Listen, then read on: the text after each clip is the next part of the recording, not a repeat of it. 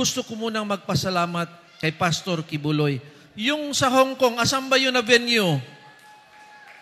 KOJC yun. Palakpakan po natin.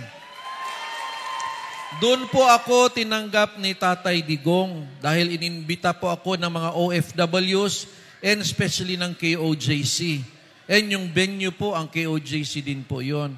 So talagang ang laki ng utang loob ko kay Pastor Kibuloy. Dahil doon, ako po in-absorb sa PDP Laban. Si Pastor Kibuloy po, ako'y talagang parang lumaki na kay Pastor Kibuloy.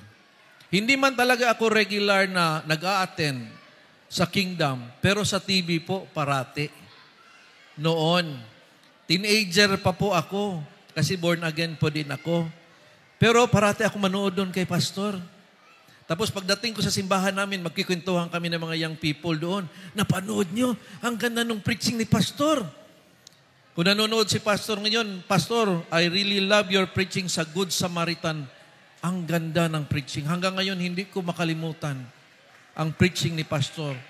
Ibig sabihin, ako po'y na-shape sa mga preachings din ni Pastor Kibuloy. Doon sa isang preaching ni Pastor, sabi niya, nagbisaya. Kinsa may bisaya dire? Oh. Ningon siya, magbisaya sa ako, ingon siya, sa una kaniron kasagbutan, moabot ang panahon, mahimo ning syudad. Ibig sabihin, yung labas po ng simbahan ninyo, ano lang po yun? Grass lang po yun. Damuhan. Pero sabi niya, darating ang panahon, magiging syudad. After ilang years, yung damuhan sa labas, naging airport. Tapos nagkaroon ng malaking Coliseum.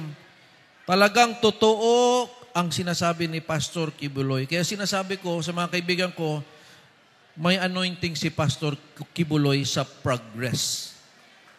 Palakpakan naman natin. May anointing siya.